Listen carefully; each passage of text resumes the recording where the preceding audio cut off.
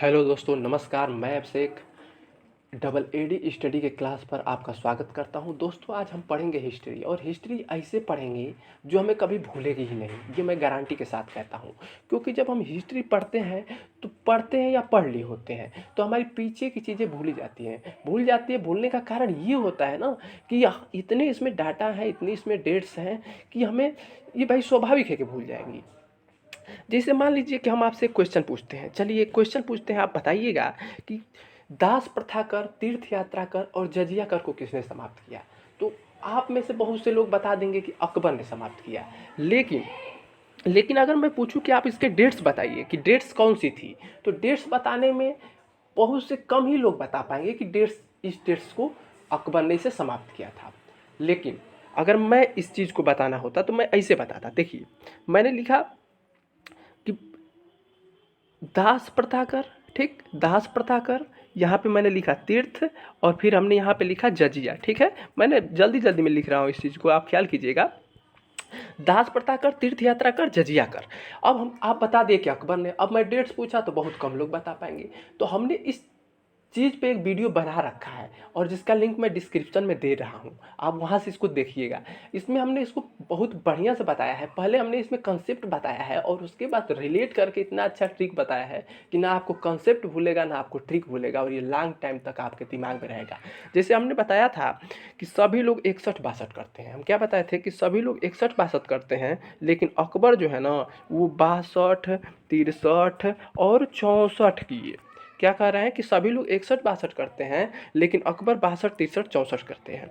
तो आप पूछेंगे कि क्या किए 62, 63, 64 में। तो हमने वहाँ पे बताया था कि 62, 63, 64 में DTH लगवाए थे, DTH। तो आप कहेंगे कि DTH का मतलब, तो DTH से मतलब ये हो जाएगा, D से हो जाएगा दास प्रथा, T से हो जाएगा तीर्थ, और यश से कुछ नहीं जजिया। ये चीज़ें हमने समझाया है, और इसके आगे हमने बताया सब 1562, 1563, 1564। ये चीज़ें अब अगर आप इस समय भी पढ़े होंगे तो ये अब आपको कभी नहीं भूलेगी। हालांकि मैंने इसमें से छोटा सा अभी पूरा नहीं बताया है, क्योंकि हमने इसके ऊपर पूरी वीडियो बना रखा है, जो डिस्क्रिप्शन में मैं वीडियो का लिंक दे दिया हूँ, वहाँ से आप जाकर देख सकते हैं। अगर मान लीजिए एक और मैं क्वेश्चन करता हूँ आपसे कि ये बताइए कि शेर खान यानी शेर शाह सूरी और हुमायूं के बीच पहला युद्ध कौन सा हुआ था।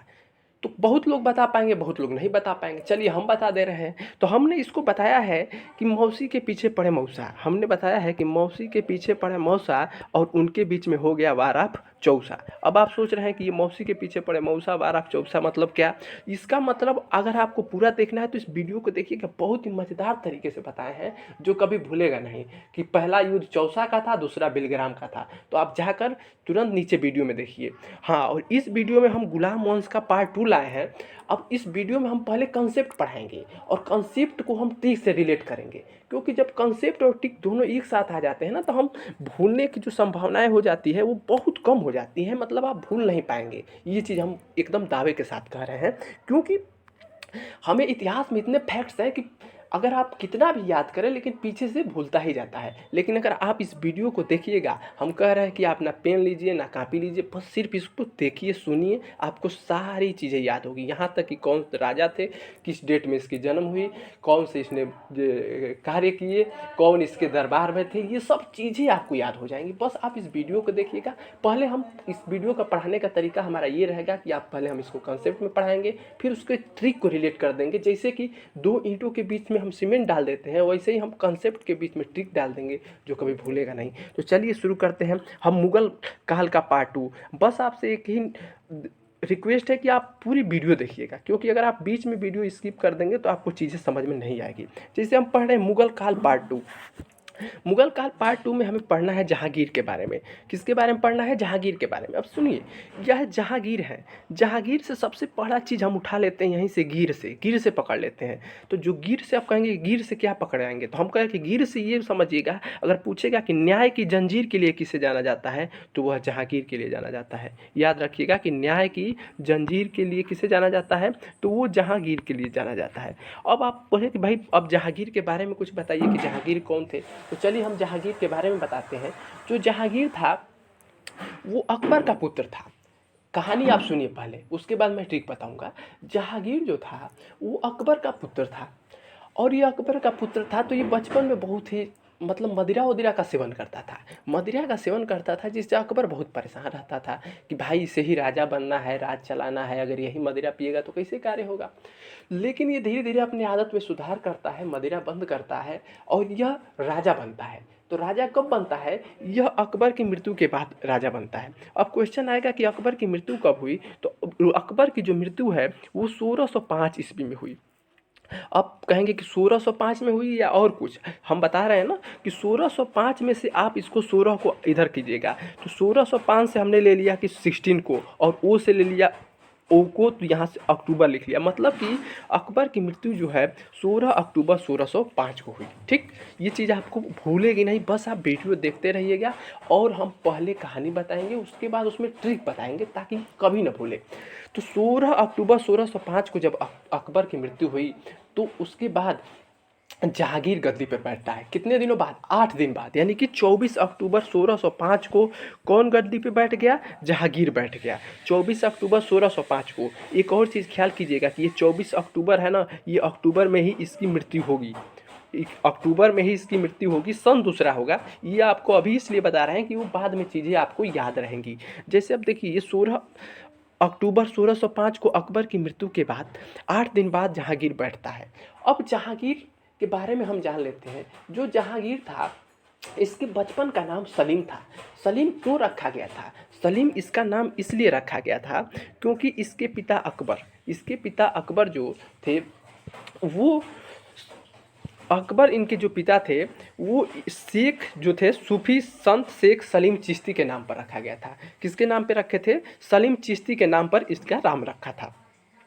तो देखिए, एक और चीज़ इसमें ये ख्याल करना है, जैसे हम इस चीज़ को पढ़ रहे हैं ना, तो अभी मन में हो रहा होगा कि याद हो रहा है कि नहीं हो रहा है। आप इस चीज़ को एकदम हटा दीजिए, आप बस रिलैक्स होकर सुनते रहिए, ये चीज़ें सब याद हो जाएंगी। अब कह रहा है कि जहांगीर के 5 पुत्र थे। अब हम बता रहे हैं कि जहांगीर के 5 पुत्र थे। कौन कौन थे? खुसरो था,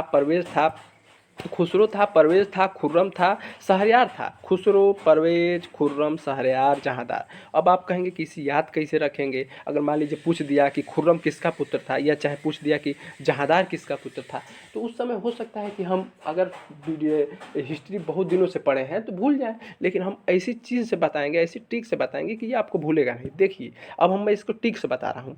देखिए, ट्रिक ये है कि अब मैं बता रहा हूँ कि ट्रिक ये है कि सलीम कौन था? सलीम से समझिए, हम बता रहे हैं, अब रिलेट करना बता रहे हैं, यहीं पे चीज़ समझना है। सलीम मैंने बताया था कि अकबर के जो गुरु थे शेख सलीम चिश्ती, वही सलीम कह रहे हैं। मैं पहले भी बताया था कि जो जहांगीर था वो शराब पीता था। तो अब ये क्या कह रहे हैं सलीम कि यार जहांगीर रम, क्या बोल रहे हैं कि यार जहांगीर रम से परहेज करो, खुश रहोगे। भाई पहले से हम बताए थे ना कि जहांगीर शराब पीता था, तो सलीम ने उनको समझाया, बुलाया कि बेटा जहांगीर इधर सुनो। तो आया जहांगीर, तो बोले कि यार जहांगीर रम से परहेज करो, खुश रहोगे। मतलब समझिएगा, रम को मतलब होता है शराब। पहले भी मैंने बताया था कि जहांगीर मदिरा पीता था। तो अब इससे आप कहेंगे कि अब इसमें हमें तो कुछ समझ ही में नहीं आया, हम बता रहे हैं कैसे समझ में आएगा। देखिए, सलीम से तो इसका नाम हो गया सलीम, जो इसका बचपन का नाम था जहांगीर का। ठीक, ये चीज़ आपको याद हो गई। अब यार से क्या होगा? तो यार से जो होगा, इसके एक लड़के का नाम हो जाएगा शहरयार। ठीक, अब कहेंगे कि जहांगीर से क्या होगा? तो जहांगीर तो उसका नाम था, लेकिन जहांगीर से दूसरा बेटा का नाम हो जाएगा जहांदार। ठीक, अब कहेंगे रम से क्या होगा? तो रम से तीसरे बेटे का नाम हो जाएगा खुर्रम। हम तीसरे बेटे का मतलब ऊपर से नीचे से हम मतलब दोनों तरफ से ले रहे हैं। ठीक, इस चीज़ समझिएगा। अब परहेज से हो जाएगा परवेज। ठीक, और देखिए यहाँ पर लिखा है खुश रहोगे, यानी खुश रहो, तो इस तरह से खुसरो को रिलेट कर लेंगे। तो ये सारी चीज़ें, जितनी चीज़ें मैंने बताया है, वो एक ट्रिक में याद हो गई कि जहांगीर के बचपन का नाम सलीम था, सलीम के 5 बेटे थे जिनका नाम खुसरो, परवेज, खुर्रम, शहरयार, जहांदार था। ये चीज़ें आपको याद हो गई होंगी, भले आपको न लग रहा हो, लेकिन ये सारी चीज़ें आपको याद हो गई। आप पूरी वीडियो को देखिएगा, पहले कंसेप्ट और उसके बाद ट्रिक, आपको सारी चीज़ें याद हो जाएगी। चलिए आगे देखते हैं। आगे हम पढ़ेंगे नूरजहाँ के बारे में। ठीक है, तो नूरजहाँ के बारे में हम बता देते हैं आपको कि जो नूरजहाँ थी वो एक ईरानी थी। समझिए, बस बात को सुनिए। नूरजहाँ जो थी वो एक ईरानी थी, और उसका शादी जो हुआ था अली कुल बेग से हुआ था, अली कुल बेग से हुआ था। और अली कुल बेग के बारे में बताया जाता है कि एक बार इसने शेर को मार दिया था, जिसकी बहादुरी को देखकर जहांगीर ने इसे शेर अफगान की उपाधि दी थी। कुछ दिनों बाद कोई घटना घटी कि अली कुली बेग जो है उसकी मृत्यु हो जाती है। और जब इसकी मृत्यु हो जाती है तो जो नूरजहाँ थी, यानी नूरजहाँ तो बाद में इसका नाम पड़ा, इसका पहले नाम मेहरुनिसा था। तो जो मेहरुनिसा थी वो अकबर की विधवा, अकबर की जो विधवा सलीमा बेगम थी उसकी देख रेख में उसको नियुक्त किया गया। एक रोज़ ऐसा हुआ कि नौरोज़ का त्यौहार था। जहांगीर ने मेहरुनिसा को देखा, और जब जहांगीर ने मेहरुनिसा को देखा तो उसके सौंदर्य पे मुग्ध होकर उससे शादी कर लिया। इतनी चीज़ आप ख्याल कीजिए कि जो मेहरुनिसा थी, इसके बाद जहांगीर ने मेहरुनिसा को नूर महल और नूर जहाँ की उपाधि दी। नूर किस चीज़ की उपाधि दी? तो नूर महल और नूर जहाँ की उपाधि दी, और उसके सम्मान में चांदी के सिक्के भी जारी किए। चलिए एक और चीज़ इसमें ख्याल कीजिए कि अली कुल जो अली जो अली कुल बेग था और मेहरुनिसा की एक पुत्री जिसका नाम लाडली बेगम था, उसकी शादी जहांगीर के पुत्र शहरयार से हुई। ये चीज़ मैं अभी बता दे रहा हूँ कि कैसे याद रहेगा कि शहरयार से हुई, इसको मैं बाद में बता दूंगा। अब देखिए अगला चीज़ कि नूरजहाँ की जो माँ थी, नूरजहाँ की माँ असमत बेगम गुलाब से इत्र निकालने की विधि खोज की। ये पूछता है, क्वेश्चन पूछता है कि गुलाब से इत्र निकालने की विधि किसने खोज की, तो आपको बताना पड़ेगा कि असमत बेगम ने। तो चलिए इसका ट्रिक हम देख लेते हैं। तो इसकी ट्रिक है, ट्रिक पढ़ते हैं हम। ट्रिक है कि अली कुली बेगम, Ali Quli bag, Ali Quli bag, Ali Quli bag की देखिए हम लिखे हैं अली कुली बेग, और यहाँ पे हम याद रखने के लिए मेहरारू लिखे हैं, क्योंकि मेहरारू इसलिए लिखा है क्योंकि आप मेहरुनिसा से इसे कोरिलेट कर लेंगे, ठीक। और इसकी जो माँ है, ये माँ है कौन? असमत बेगम, ठीक। और इसकी जो बेटी है इसका नाम लाडली बेगम। इसे याद कैसे रखेंगे? देखिए किसी की भी जो बेटी होती है वो उसके लिए लाडली होती है, इसका मतलब ये इसका नाम आप याद रख लेंगे लाडली बेगम। और इसकी माँ से याद रखिएगा इसकी असमत बेगम, जो गुलाब से इत्र निकाली थी। ये चीज़ आप कभी भूलेंगे नहीं, ये चीज़ बस आप सुन लीजिए। एक और चीज़ है, बताया जाता है कि जहांगीर के समय पर, जो जहांगीर का समय था वो चित्रकला के लिए बहुत ही चरम पर था। मतलब कि जहांगीर को अपने पर इतना विश्वास था कि वह जहांगीर यह कहता था कि मैं यहाँ तक बता सकता हूँ कि किसी भी पेंटिंग में किसने किसने क्या चीज़ बनाया है, किसने किसने क्या चीज़ बनाया है, का मतलब अगर किसी ने भौं बनाई हो, किसी ने आँख बनाई हो, किसी ने हाथ बनाई हो, तो वो यह बता सकता था कि हाथ इसने बनाया है। मतलब कि हाथ इसने बनाया है का मतलब यह हुआ कि हाथ किसी दूसरे ने बनाया है, आँख किसी दूसरे ने बनाया है। वो अपने आप को इतना ही चित्र में समझता था कि मैं निपुण हूँ, कि मैं ये चीज़ें समझ लूँगा। ये जहांगीर कहता था। ये परीक्षा से उतना इम्पोर्टेंट नहीं है, लेकिन इम्पोर्टेंट ये है कि जहांगीर के दरबार के प्रमुख चित्रकार कौन थे?